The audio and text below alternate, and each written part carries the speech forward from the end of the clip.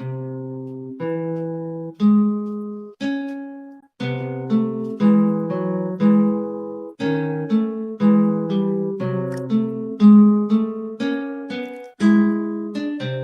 you. Welcome.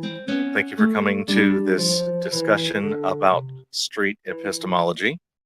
Today, my guest is Jason Bloch, who's a content creator of street epistemology in France. Please tell us about yourself.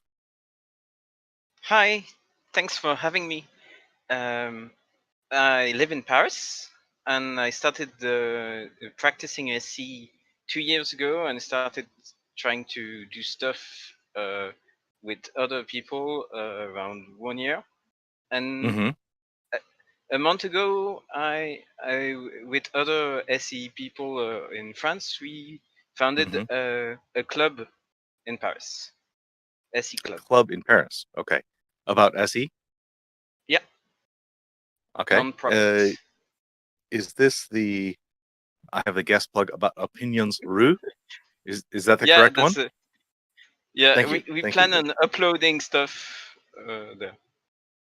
Very good.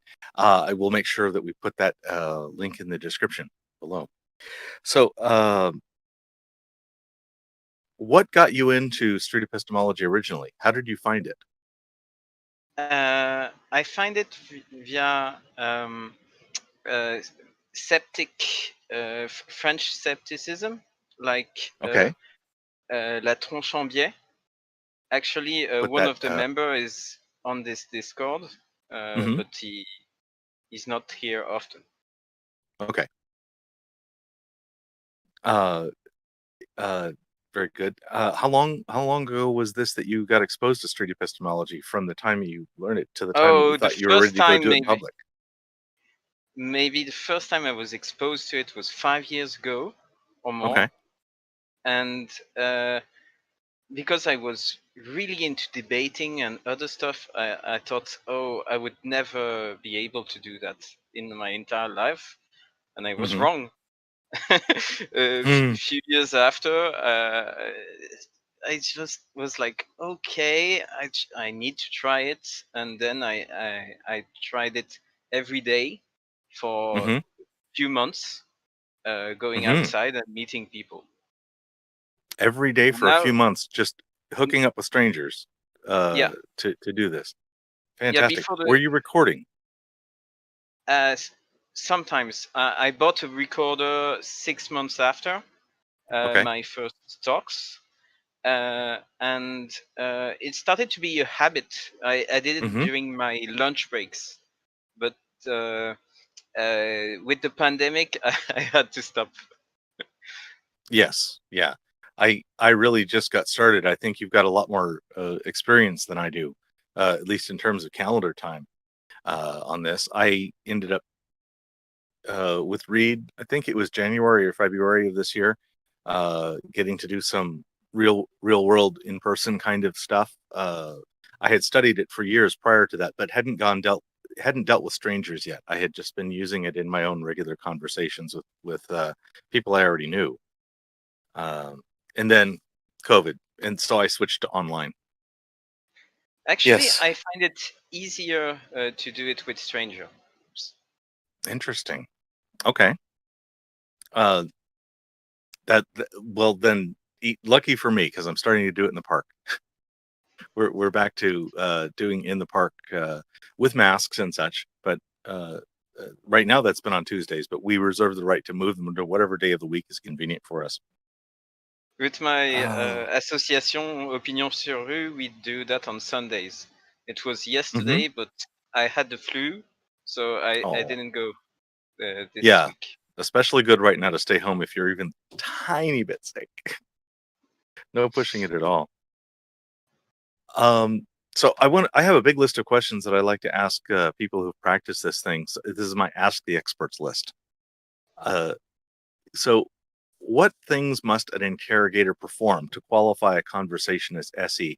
And when I'm talking about SE, I mean your personal standard, not what you think I think or what Anthony thinks or anything else. But for you, what qualifies a conversation as proper SE? For me, it would be putting rapport before everything else, but Hmm. still trying to understand and maybe want to convince. Okay. What are you convincing toward?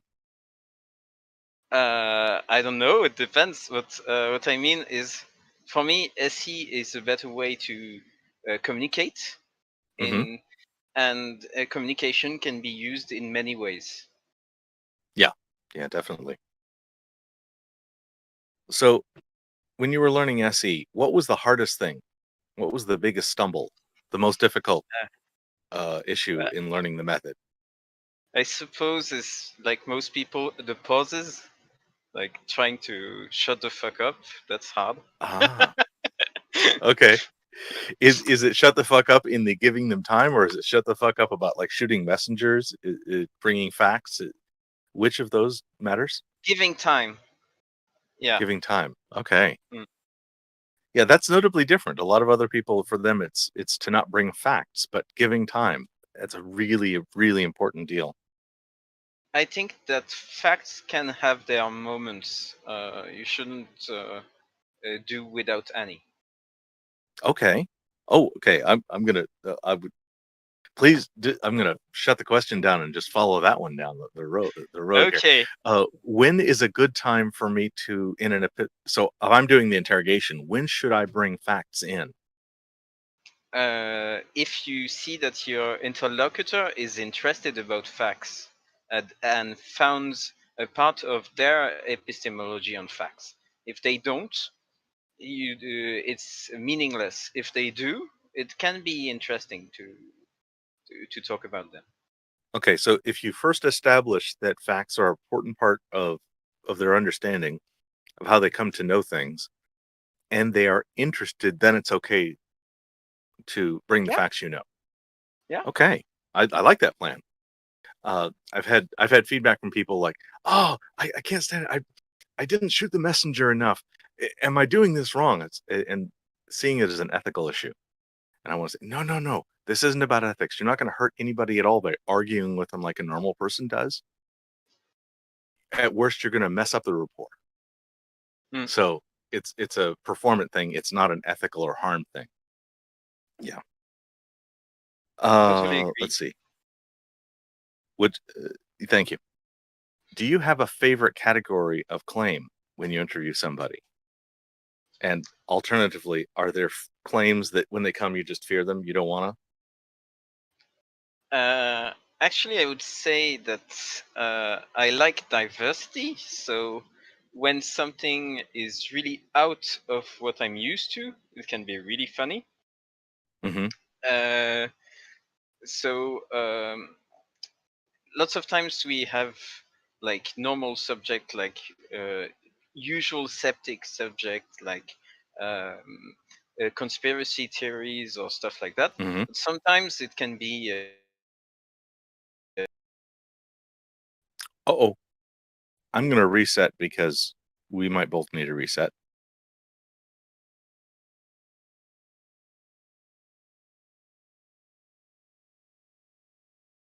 Mhm.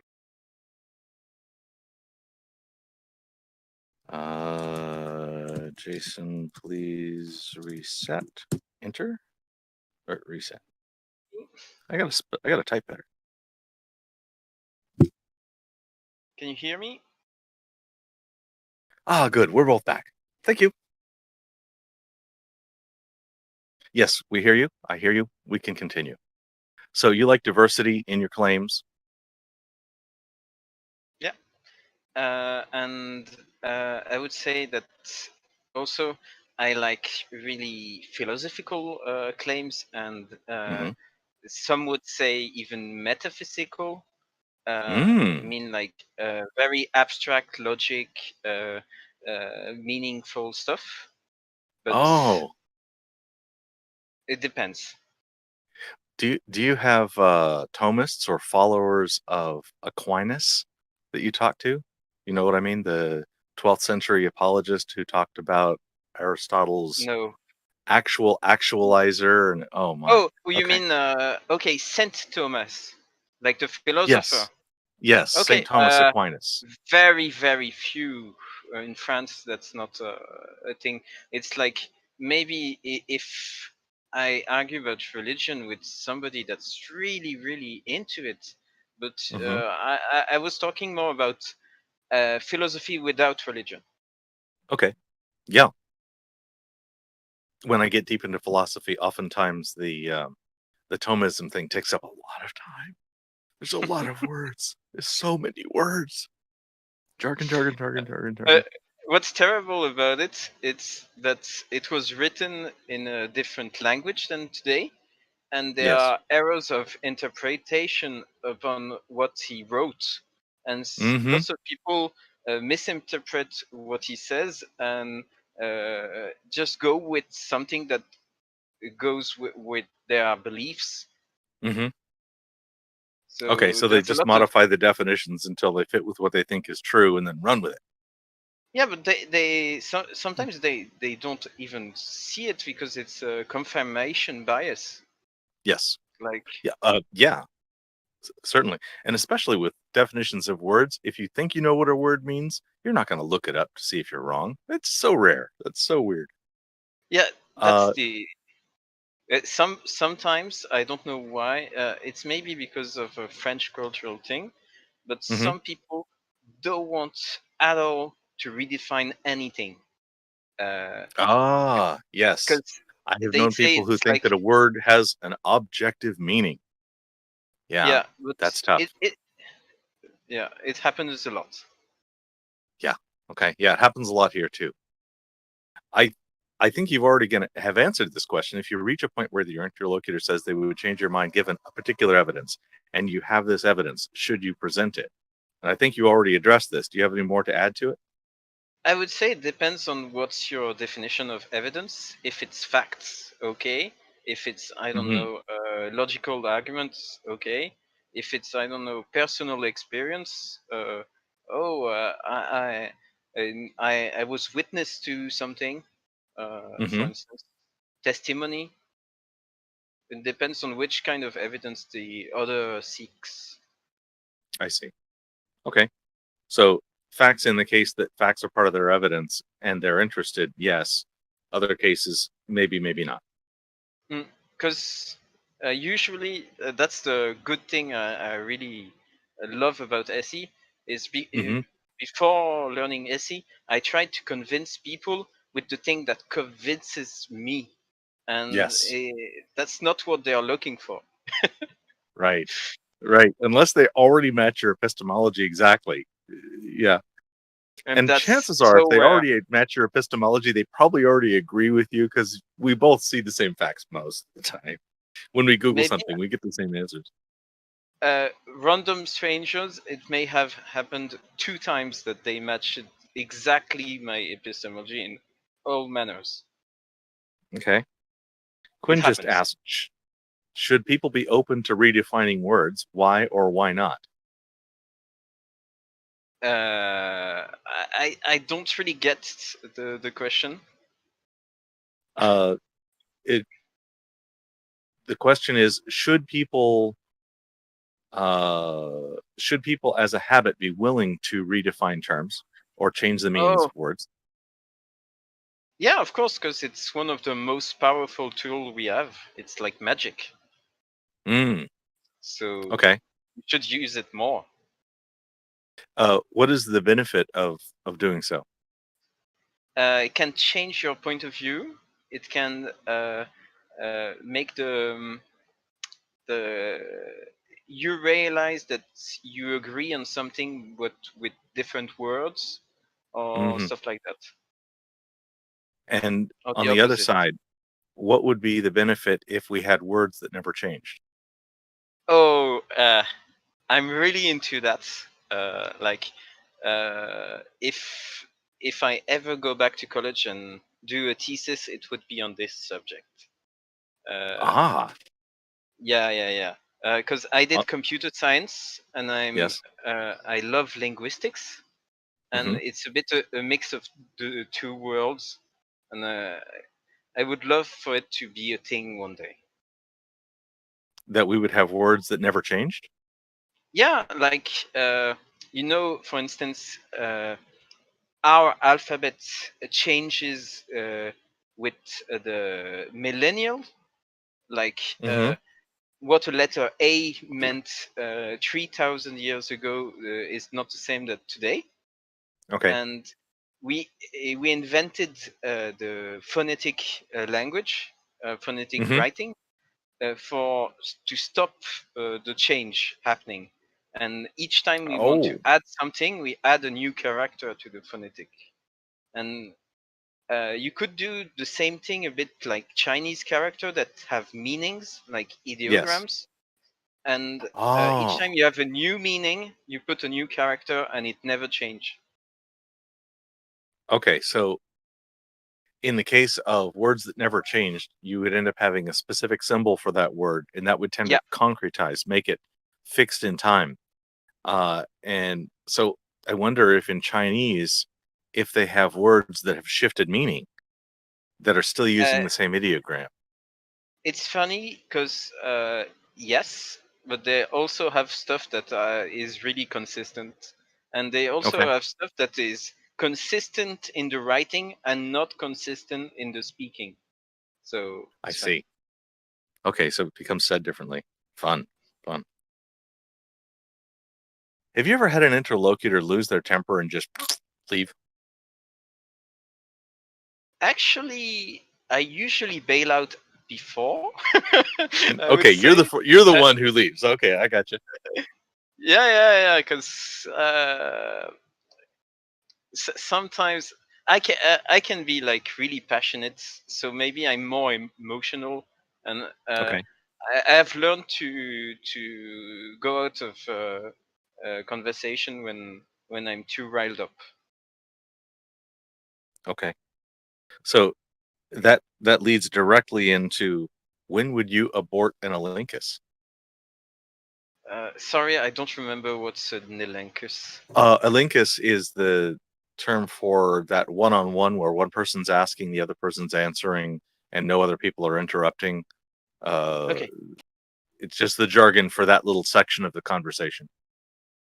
Okay. I would see many cases. Like, for instance, if I see that my interlocutor doesn't have all their mental capacities, like, for Oh, instance, they okay. are drunk or disabled or stuff, Mm-hmm. uh, if they are like, I try not to, for instance, sometimes I don't know what is the situation of somebody and start talking, and everything seems cool, and but they were in something bad happening to them, or I don't know. So Mm-hmm. when I see that the disponibility drastically change, I go away, because Mm. sometimes people are too polite, but Ah. I believe that you should ask the consent of to talk Mm-hmm. like regularly, to see if they still want to talk. Mm-hmm. Okay, thank Uh, you. So regularly get consent, and that gives them the opportunity, and you the opportunity to break up before you cause any harshness if it's yeah, not flowing well. mm, no, I would say that uh, there's a cognitive bias. Mm-hmm. I don't know it in English. When you ask little, and then people are engaged and Mm-hmm. stay for more, and uh, Okay. sometimes it's against their will. It's like auto manipulation from their part. Ah, yes, So that's yes, why I leave places for them to go away if they want to. yeah. I recently was exposed to this idea of a ladder of yeses, where you can ask a bunch of questions about how to think about a thing and end up strongly influencing an answer at the end of the string because you led them into all the reasons why they should choose one idea. So, one of those things where they're sort of manipulated by the series of questions. I think that might be similar to what you mean. Uh, I, I, I maybe I didn't understand quite what you said. Is it like a false dilemma, but with yes or no questions? I'm relatively new to the concept, so I might be getting it wrong, but it's a thing where in a survey you could ask somebody the question, what should we do about unemployment amongst the youth, and should the youth be more responsible, should the youth have duties, and then you ask, should we have conscription into the army? And you can get a lot more yeses if you ask the right kind of leading questions before you get to the Okay. should we have conscription kind of Yeah. notion. So you're leading them on and manipulating them into something where they're a little, they've got momentum, so they don't want to abort, but they wouldn't really consent if they knew what they were doing. Okay. Something I like think that. it's not the same mechanism, but it's in the Okay. same domain. Okay. Thank you. Yeah. What biases do you intentionally hold into the elenchus? When you go into SE, do you have any biases that you permit yourself? Uh, I I find the question odd because I wouldn't permit a bias. Like biases are inherently bad in a way. Okay. On my part, I try not to judge the biases on the other part Hmm. uh, Yeah, the because that can interlocutor's make, allowed to have all the bias they want. yeah, that's it. Yeah, indeed. uh, Indeed. what biases am I more prone to? Uh, I'm very into abstract thinking, and Okay. I have a hard time understanding people that don't understand abstract thinking, for instance. Okay. So maybe that's a bias. I don't know. Maybe. Maybe. Yeah, that might also just be a linguistic training that you've got, the way you think about things. Yeah, actually, I have some biases. Like, for Hmm. instance, when I go with other SE people do SE in the park, Hmm. we do interviews, and after we review the interview we did, like we give feedback to each other, and Hmm. once we both had a social bias against somebody, uh, Mm. and it was quite funny because we dig deep into our bias, and then it was the opposite that we were expecting. So we were really Okay. surprised. So So when you've you got, both agreed at the beginning, and you worked really hard to see if you could learn a different thing, and were surprised that you agreed. Is that what I hear? yeah, no, it was somebody that was like talking about immigration and stuff, and we Okay. were like, oh, she's dressed like a really rich Nazi.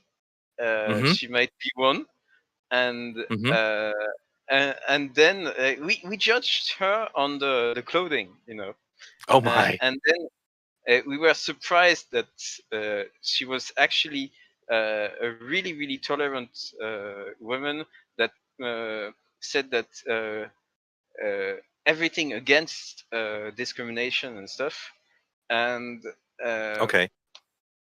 like we So had the by her bias, dress, she looked like she was on the opposite side of a wedge issue for you. yeah, That's fun. Okay. but we both acknowledge it, and uh, it didn't influence what question we used. So I don't know. I think that's wonderful. If I think it's a real win if the person we're talking to can't tell our position until they ask us questions at the end. I and if they are surprised by our answer, that's extra win. Especially if they're not surprised. I wouldn't want them to be surprised because they had good reason to think I was on the other side. I wouldn't want to try to convince them either way. But if they can't tell, that's bonus points. I like that. I would say Is it depends because sometimes for building rapport, mm-hmm. agreeing strongly with somebody can be helpful. It can be time saving for building rapport. Mm-hmm. Yeah, if I find agreement with somebody, especially not about the fact, but like the epistemology, the reason they would believe a thing, I try strongly to agree with them in those steps. It's like, yes, that's the kind of data that convinces me.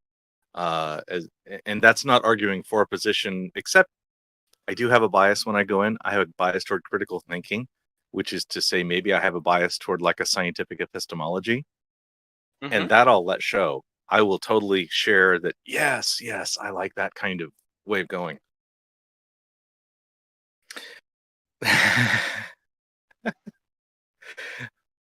So the question is SE advisable with minors? Under what conditions? And then Ragnar said, is SE advisable with majors? But ignore the second one. That's funny. Is SE advisable with people that aren't adults yet? In our club, we say no, because Okay. there's lots of legal issues that the parents can have with us, and we don't want the club to be involved. But I would say it's advisable, yes, but don't try to be too invasive. It's a Okay, hard good. balance, because some parents are really, really on the edge with their children. Okay. If the parents showed up to the event and clearly gave consent, would it be okay then? Yeah. Okay. If, That's the if same thing I the got here. if the kid give the consent and the parents, it's fine. Okay. If a group of minors on their own wanted to learn SE, is there any reason they shouldn't try to learn and practice SE? I can't think of one. Okay. And for me, I'd be willing to teach and tutor there again if all their parents said, yeah, this is a good idea. Yeah, same thing there.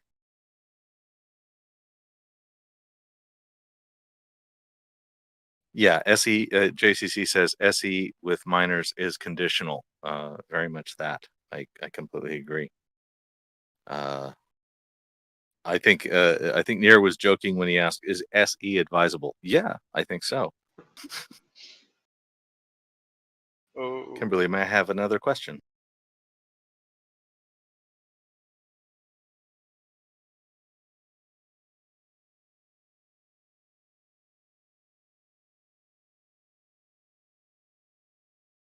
I don't know what the next question is yet. Here it goes. What evidence would you need to be convinced of the existence of a God?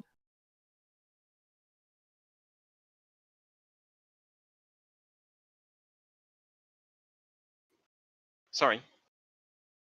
I might have had a dropout.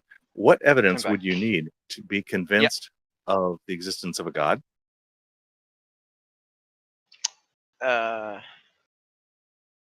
I would need a lot of evidence, and on a long time span. Like, for instance, if I have evidence, if you give me evidence right now, I could be dreaming. So I would need, Sure. like, maybe have it some right now, some in 1 month, some in 1 year, to be sure it wasn't a hallucination, for instance, on my part. Yeah. What kind of evidence? It would be a naturalistic evidence, like material, that we can measure something about the world,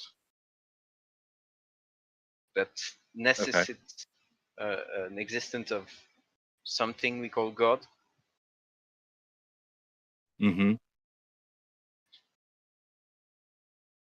Very good. Is there any claim that you would refuse to examine? You ask somebody about a claim and then you would just say, nope, not going to do that one. That's a really hard one. No idea. Like, I would say it would depend on my mental state. Like, for instance, if I'm in the right conditions, I would say that any claim could be a thing. But if I'm a bit tired or stuff, there would be some touchy things. Okay. So it would have to be one that didn't trigger things that made you act outside of SE too easily. So yeah, the the more tired and together you are, the wider that range. Yeah. Yep. Okay. Have you ever changed a fundamental belief yourself, a belief of your own, after doing with SE with an interlocutor? Fundamental, I don't think so. Beliefs, yes. Because I actually change fundamental beliefs on a regular basis, I would say. Like, Oh, I'm very prone to re-examine stuff of how I perceive the world. Like, for instance, the mm, last time it happened, it was with general relativity. It was like, okay. whoa, that's mad. Mm-hmm. Weird stuff Yeah. changed my worldview. So, Yeah. but General relativity. Oof. I but in I don't SE, it understand never it well happened. enough. I think they're correct, but I Uh, only see the effects of it, like the foreshortening or the this or that. And it's just like I don't know how that works. yeah, I can't do the but math. But oh, the, okay, I go the, faster, I get shorter. Oh, okay. the, the thing I found completely mad was that uh, in the floor is moving up, and that's like, Mm-hmm. sorry, Yes. that's, No, whoa. I get it. It's wild. I'm still getting it, but I believe they're correct. I believe the model is a more accurate model than the Newtonian that I can do the math for. How important is having a God and ignore all that Uh, other stuff? I would say for me not important, but it seems for some people it is, but for Mm-hmm. very different reasons. Like there's a diversity in why people have one claim. Like many people Mm-hmm. agree on one claim, but for widely different reasons. And God is only one example, but uh, some people would have social importance to God, a Mm-hmm. moral importance to God, um, cosmological importance to God. Mm-hmm. It could be very different. So I would say it depends on who you ask. Yeah. Okay. No? Can yes, please. Wait, wait, Matt, website. If you, I've unmuted the room. If you are intending to pose a question, please do so. If you're not intending to speak, please mute yourself between talking. And Here I for a do short welcome bit. somebody. Go for it, Sorry. JCC. I just wanted to give props to Jay. I like your answer on that question on the importance of God. Thanks. Thank you. Thank you, JCC.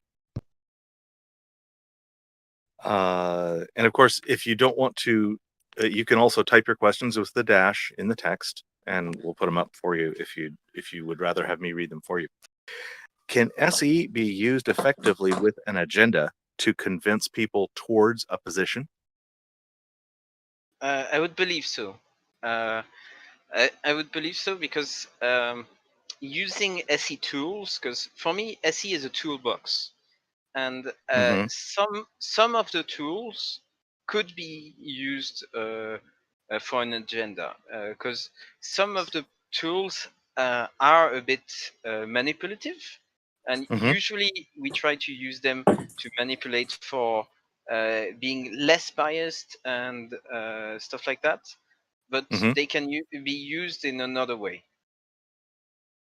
Yeah. Okay. So, would you consider that a misuse of SE when about your version of SE? uh, I don't know. It's kind of a really moral question. Uh, like Mm-hmm. for instance, one of the tools is mimicking the behavior that you want the other to have. So if you mimic a very gullible behavior, you might instigate a Mm-hmm. gullible behavior and have people believing anything. like be open to things they wouldn't be open to Mm-hmm.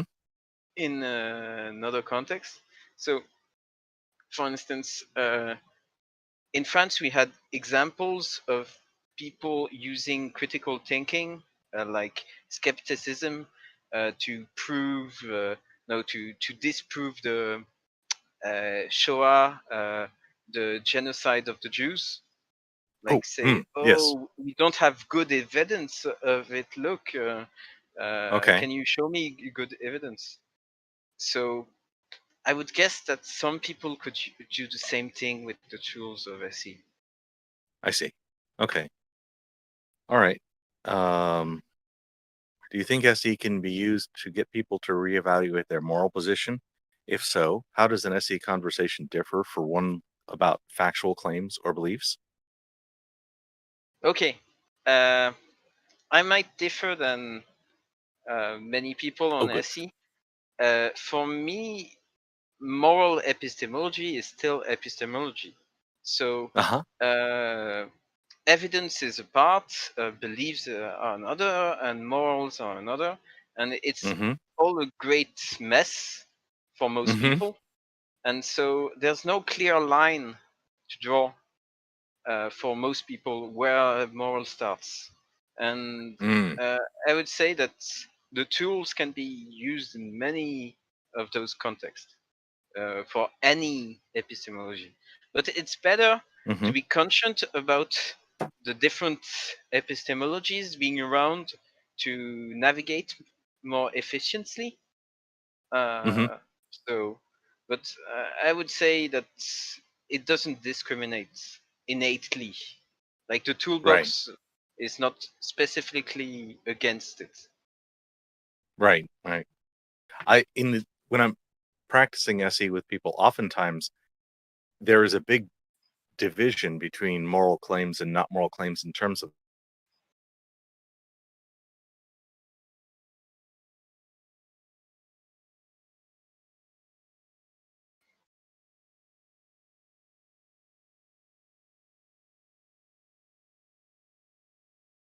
The ebb and flow of technology. gotta love that stuff. Okay. You were saying that for you, usually there's a big difference between moral claims and other kind of claims. When I'm teaching it, it's not that in my own practice, I agree with you in my practice that it's this long smear that there's facts and morals tied together in some of all of these things. When we're teaching it, I have this thing where like there's a whole subset about when somebody defines faith, let them define it, and there's a whole bunch of steps in that part that are only in like the moral or the faith related things. So it appears on the flowchart like moral is a subset, but I'm with you that in practice it's this smeary thing. There's a little bit of Uh, moral and there's a little bit of facts in everything. uh, can I elaborate on this? Yes, please. I see it like there's positive values and negative values, and Mm-hmm. for some people, evidence, truths, and stuff like that are positive, and for some people, fate is positive, Mm-hmm. and that's why it's more of a smear Mm-hmm. between facts and non-facts. Is because for some people it can be morally just to justify that this fact is true, and Mm-hmm.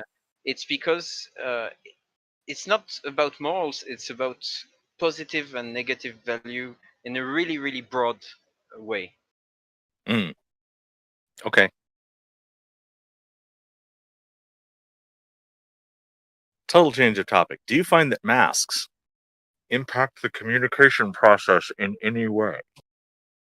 I speak very loudly, so not on my part. Uh, uh, so some people who have really like asthma or other stuff have a really Uh-huh. hard time to vocalize inside the mask. So you need to abort the discussion when you can't Yeah. properly hear the other.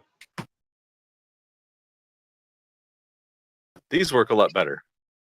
What I find funny I almost don't is sound that muffled. what I find funny is that most people don't listen to what they say, but what the voices say in their head. So, for instance, they don't realize how bad they are ununderstandable because Yeah, they we're listening hear. through the bones in our own head. Yeah, It's so common that people get on a microphone with head. I sit down in the park with them, and they put this kind of, wow, I can hear myself. This is so weird. They're getting the microphone back through their own ears, and it's like, wow, do I sound like that? Wow. Yeah, I hate my own voice whenever I hear it. I really like your voice. Thank you. Go ahead. Hey, Jason, I was curious. You brought up an interesting idea like earlier in the like probably 40 minutes ago about like your like about your major. I think it was like computer or what was it again? Computer science, yeah. Computer science. But you said if you wanted to go back, it would be sort of a linguistic thing. And that was in response to a question about like, should people be comfortable redefining words? Why or why not? And at first I heard you say they should be because maybe it's fun and it allows people to realize that they think the same thing, but just with like different definitions. But then you said that it would be, I think you said it would be good if there were words that were universal, or if words objectively meant the same thing. Could you maybe elaborate on your position? Found it interesting. Okay, I would say that each word have different meanings attached to it. Like, for instance, some words have many meanings, like love, or I don't know, death, or really big words like that. But you can reduce them to tiny ideas, like components, a bit like atoms of meaning. Mm. And if you define a system of atom of meaning, you can start doing processing on it. And it's a field in computer science, in linguistics, that's working on this process. I have a friend who works in this field. What does it So- mean to process a word or a component? Okay, one example would be, for instance, having operations that you can do with them. Like, for instance, king equals queen minus women plus men. Mm. Like, that makes So sense. That's an example of Mm. processing the word king, is breaking it down into all the things that it is and isn't, or Yeah. sort of what it's similar to. Yeah. You're saying in the same way that it's done in computer science or maybe coding or programming or something, it should be done this way. It could be just done in this way. linguistics. Oh, okay. Yeah, And you what I'm could hearing have is, a if it was language- done this way, it would be so specific that its meaning wouldn't change. Yeah, because you would have tiny words with tiny meanings. A bit like an alphabet. I don't know if I'd like it, but I'd certainly like to try to see if I do. That I like the idea. Nir, did that sufficiently answer your question? Yeah, just thanks for answering. I just have one more. So like you said, it becomes like these tiny words, tiny ideas. Are you saying that maybe like there are fundamental words that should be unchanging, but Actually, in the field, people think there are maybe I don't remember, between 300 and 1,000 basic ideas like that, linguistic ideas. and then after it's names.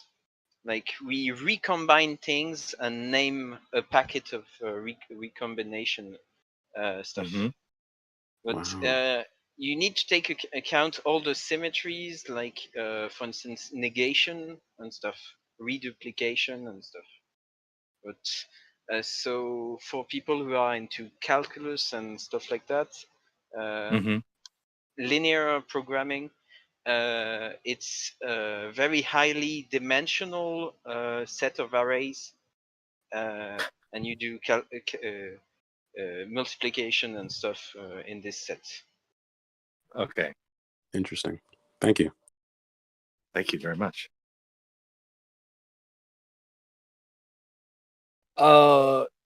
If you could take medication that would render you emotionless for the duration of an SE conversation, would you take it? I love I, that thi- one because I think we you know had this question. This happened we before. had a 2-day debate on the French part Oh, of tell the me all program. about it. And I was the only one to have this position. Everybody was against me. I'm a bit into transhumanism, like trying to Mm-hmm. have a better way of living with Mm-hmm. better body. And Mm-hmm. I believe that our emotions are fitted for survival in a world that don't exist anymore. Mm-hmm. And I would believe that maybe if evolution did its thing, we would have in, I don't know, thousands of years, hundreds of thousands of years, better emotions more fitted to our current life. Mm-hmm. So I would advocate for some people make these better emotions come in a short time span rather than uh, thousands of years. So because our emotions are really badly fitted to our current life, I would say Mm-hmm. right now, without any other alternative, I would prefer to lessen my emotions. But with alternative, I would go for an alternative would be better emotions. Mm-hmm. Mm-hmm. Yeah, when Elon is safe with his Neuralink to plug me in and allow me an active dial on my amygdala, where I could choose it sometimes to be completely placid. Okay, here. And now I want. Okay, time for sex. Okay, turn that one off. I'm thinking more of that, like for instance, emotion that we don't even know, like. Uh-huh. Like you're thinking about emotion you already know, but maybe you would feel a Right. new emotion while doing SE. Yeah. You I'm ready never for felt this. The first before. step. Turn the ones I've got, be able to control them better than I can. I would really like that. Normally I don't think I would need to use it, but it would really be nice to have that thing on my little app on my phone that goes, calm my ass for 15 minutes. Click. I Calm me believe the fuck down. Click. I believe that most people can do it in a way by conditioning themselves. Mm-hmm. Like for instance, Yeah. having something that make them feel happy, and just bringing the stuff that make them happy at the right Mm-hmm. time to change their emotions, for instance. I had to learn to control my emotions a lot because I'm badly tempered, and I Mm-hmm. used to fight a lot with people, like with my Mm-hmm. fists. So Oh my. so now I have learned lots of techniques to calm myself. Okay. Good. There's one of the questions that I hope pops up. We'll see it if it does.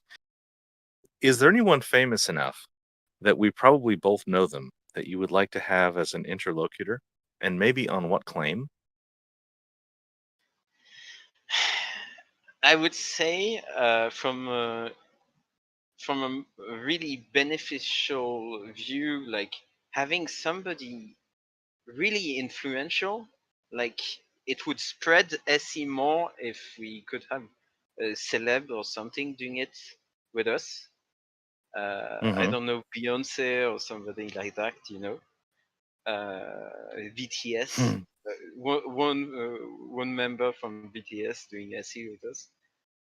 But from an intellectual point of view, like what would be better for me, Hmm. I don't really know. Yeah, maybe. It's hard because would you choose somebody that you really are a fan of and you agree a lot with, or would you Mm. choose somebody that you really don't Okay, one of understand? each. One of each. So Sure, you can have one of each. Michael Welch, it's a professor of anthropology Ah, in the States that does okay. wonderful stuff, and maybe somebody I don't understand at all. It would be a French political figure, Okay. far right. It would Okay. be yeah, but don't know him. Yeah, Maybe. sorry. Tell me. It It's was okay. asked in the question. It's It's called maybe we Alain both know Soral. them. Okay. But you described who you're dealing with. Yeah. Okay. Okay. Very good. What public areas do you like to target and engage with people? Are you using busy squares, universities, or rather natural areas like open parks? I use places of leisure. So usually in busy cities, it's park, Okay. squares, stuff like that. Okay. So you meet everybody and their mother. So Mm-hmm. that's also a good thing that there's no specific public. Mm-hmm. You're not going after a particular narrow crowd. You're just looking at everybody who shows up for having a walk. Yeah, anybody Yeah. who shows up to who wants to talk about anything. Yeah.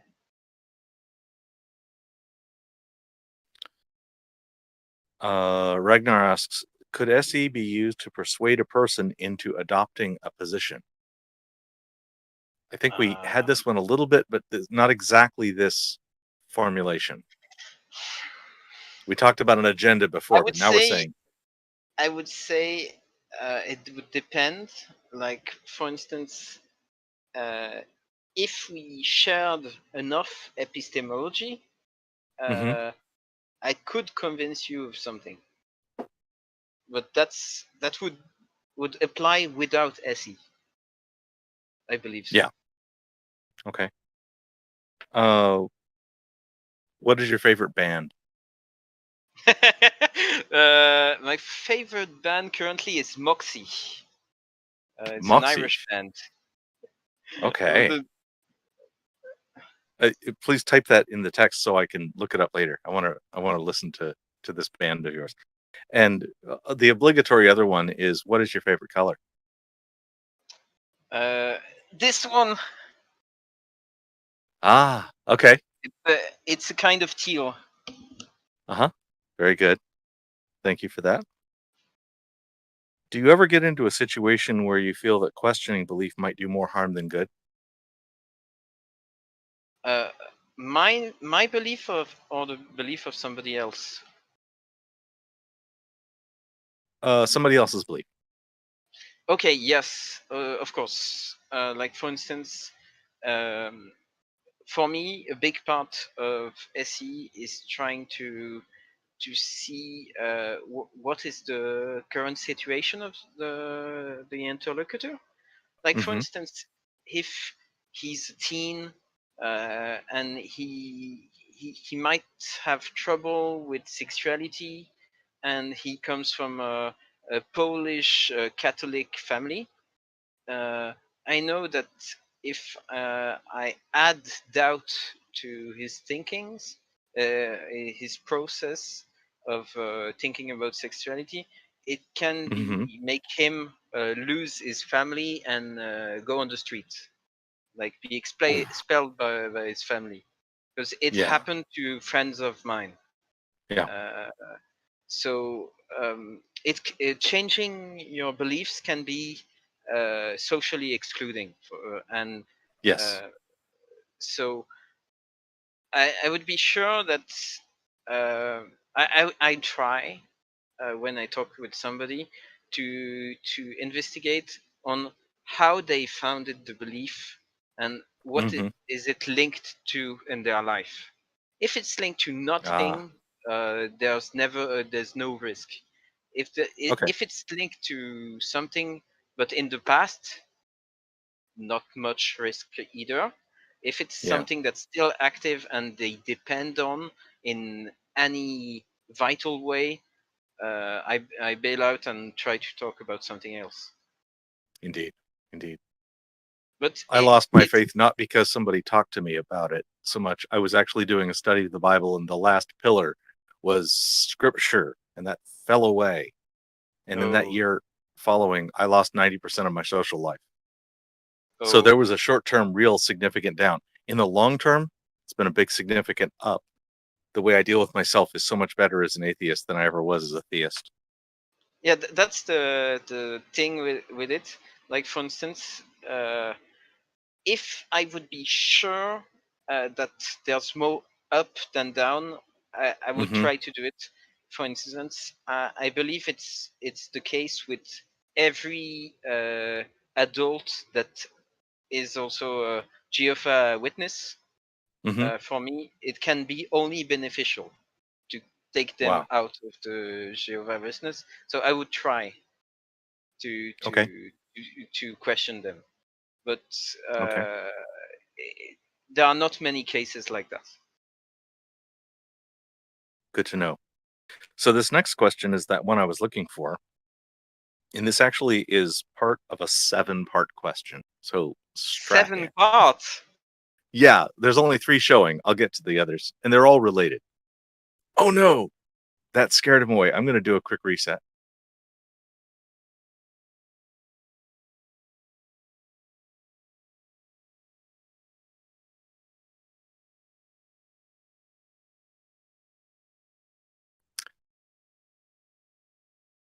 Thank you. So My computer the couldn't first handle 7 questions, it 7 seems. parts. Okay. Feel free to smush these together. What is your confidence that your practice of SE is good for society in general? 99.99999%.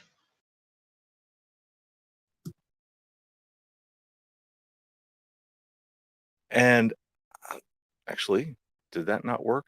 Let me see. 99? Maybe 99 works. Yes, 99 works. If I put the point, it doesn't know what I mean. Okay.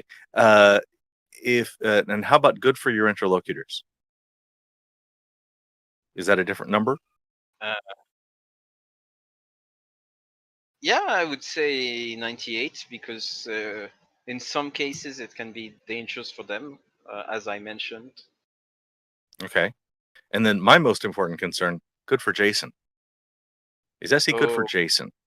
100. 100. Okay. Bam, break that scale.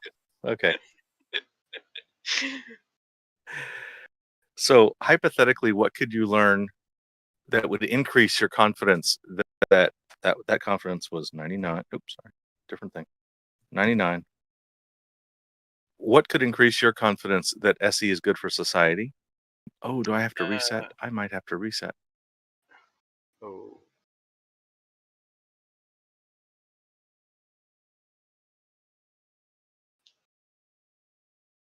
Okay. So what could you learn that would increase your confidence from 99.999 up to maybe more than that SE is good Okay. for society?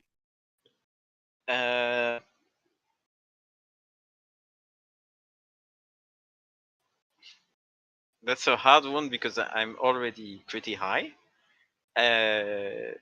Would be like something like SC being more of a thing that people know, and seeing that people are being more critical about their beliefs and stuff like that, and their epistemology. Like, for instance, if SE was so common, I didn't have to explain what the word epistemology was, and society was doing a bit better since, it would increase my confidence.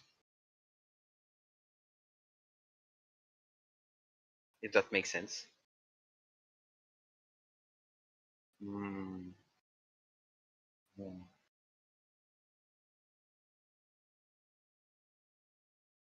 Il doit y avoir du montage.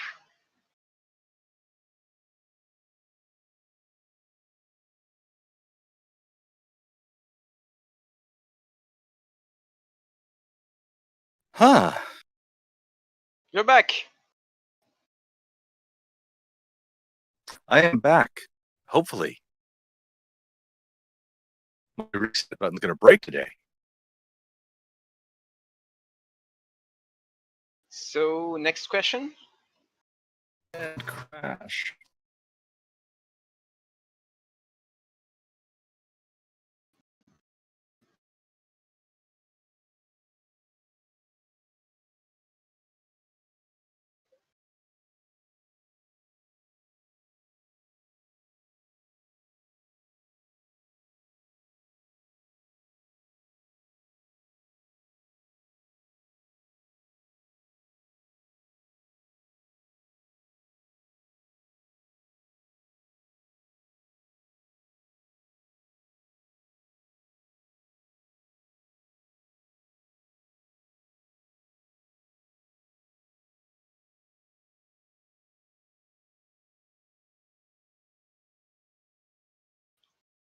Anybody want to do a question? Ask a question? Or comment?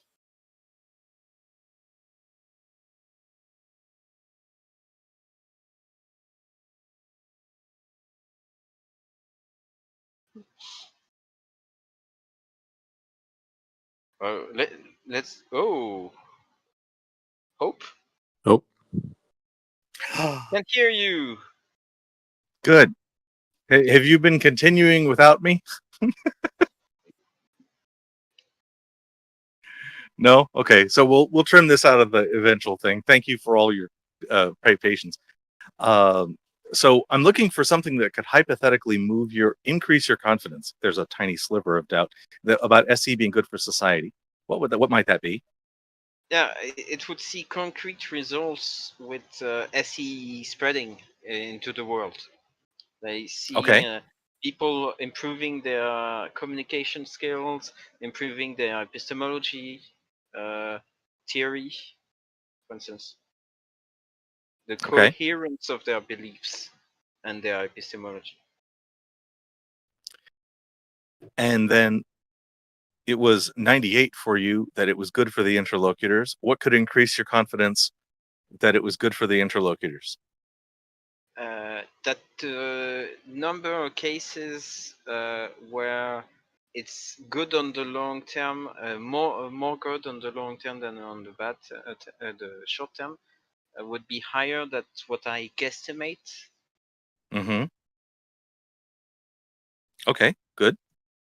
And then the other one, I'm just going to reverse the question. What could you learn that would decrease your confidence that it was good for Jason? It would need a lot. I think it would need for me to go back to the bad arguing ways I had, and it being better. Like, for instance, I would need to start really arguing with people and being more convincing and more helping more the others, Mm-hmm. other people, by arguing rather than doing SE. Okay. And Like, here for was the instance, seventh part that I promised. like I went on Go ahead. vacation with people a week ago, and sometimes when Mm-hmm. I was not well woken up in the morning, I started debating with them, and 1 hour later I was like, "No, Jason, what did you do? Why did you don't do SC?" Right. Just forgot yourself. I get you. So here's the seventh part of the question.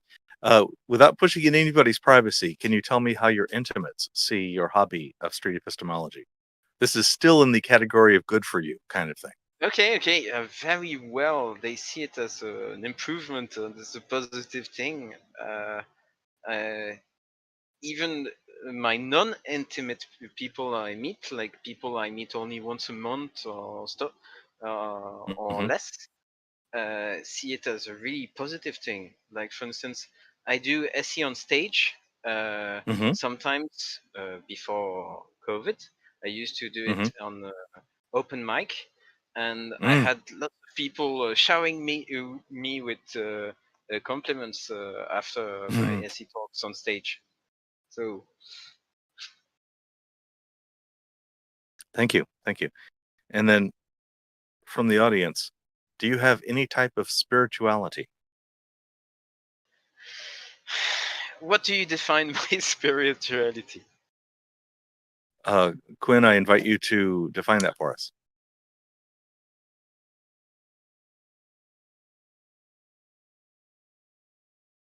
Oh, yeah. I was going by your own definition, like by your own definition of spirituality. Do you have Okay. any sense of it?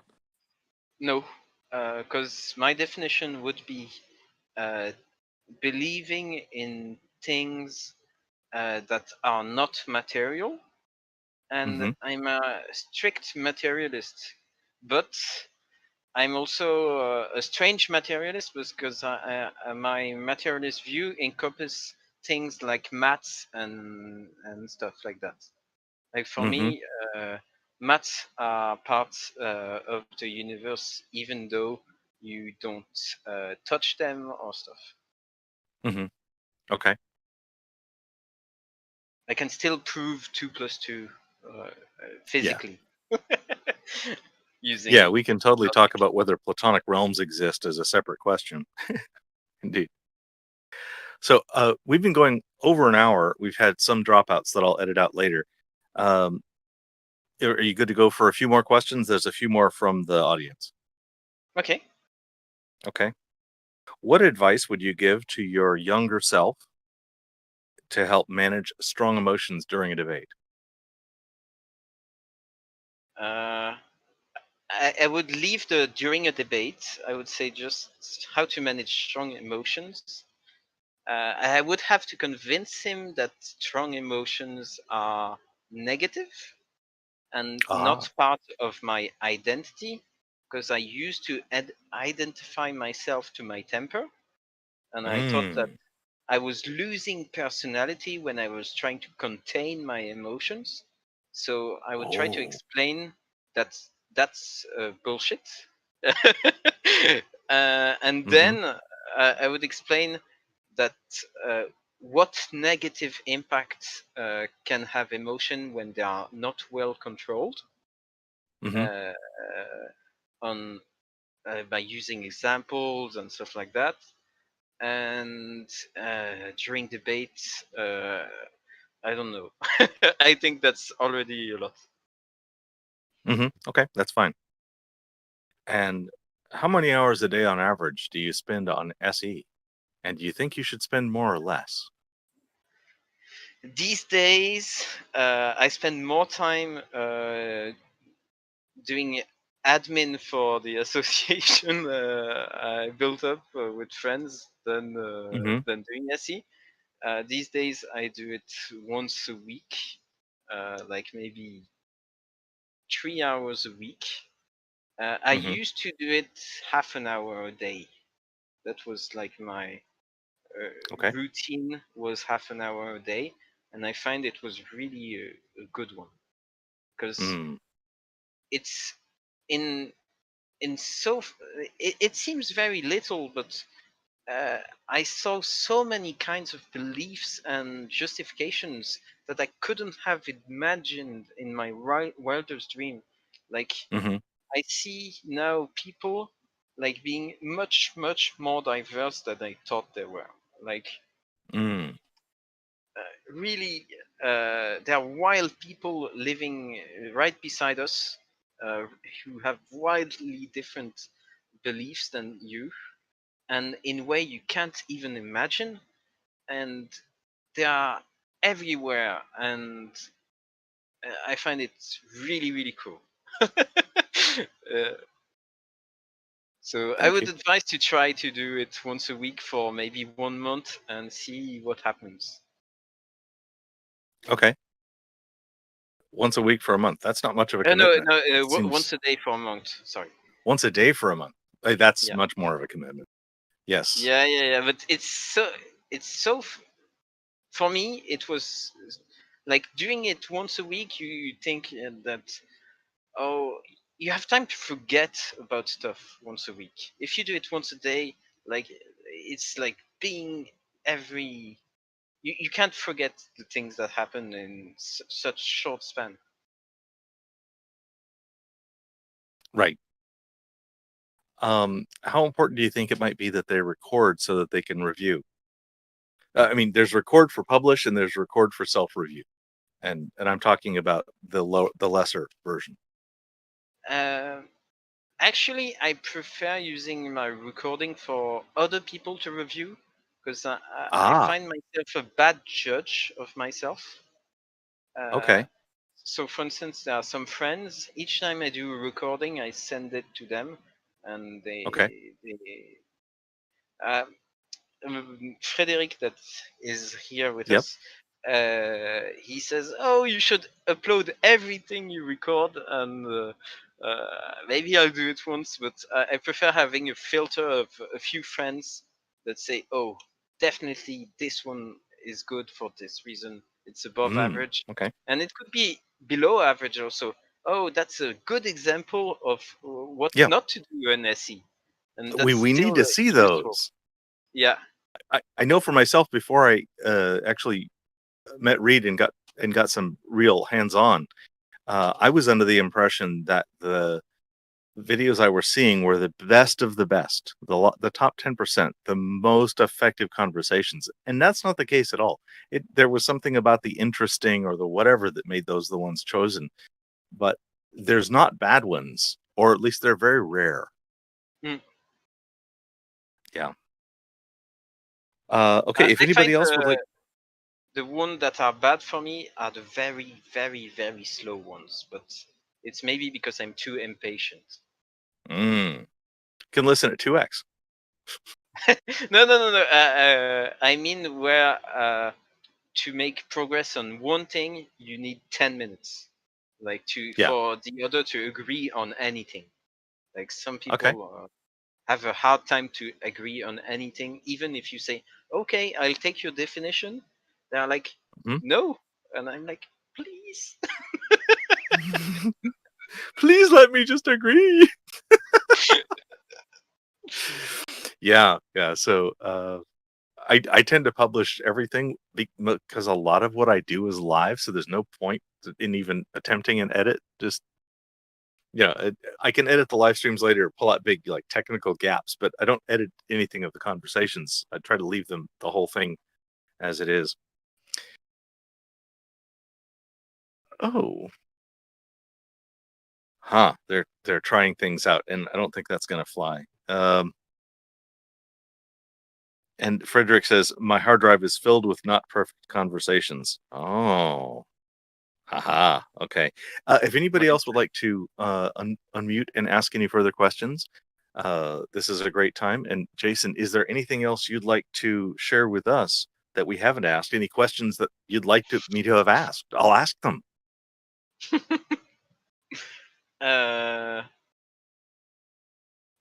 I don't know. I believe that this time I'm quite satisfied.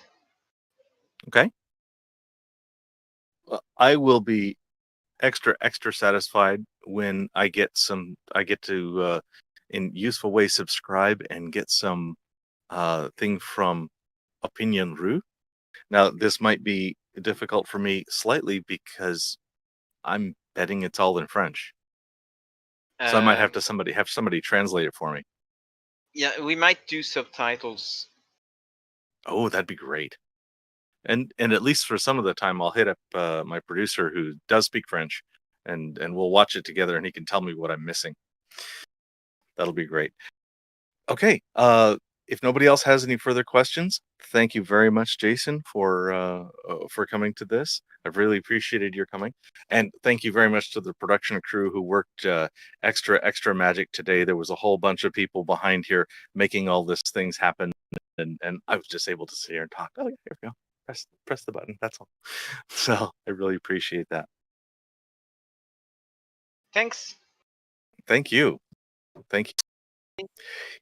Here are, yes, bye-bye. Here are 5 of my favorite Street Epistemology related channels. They are on a list of about 15 and growing of promoted channels that I have on my YouTube page. If you are really into the topic of street epistemology, want to learn the method, my favorite place where resources are gathered is streetepistemology.com, provided by Street Epistemology International, which also publishes the SE podcast, which is one of those resources on here, where oftentimes these interviews end up, which is also extra cool. Thank you for coming to this discussion about street epistemology. If you would like to be a guest on my show, I totally would like to have you. If you are articulate, polite, willing to show your face, and happy to talk on a topic about SE or doing SE or any of the 8 categories that I have that have street epistemology somewhere in the name, I can fit you in. If that's the case, I look forward to hearing from you. Thank you.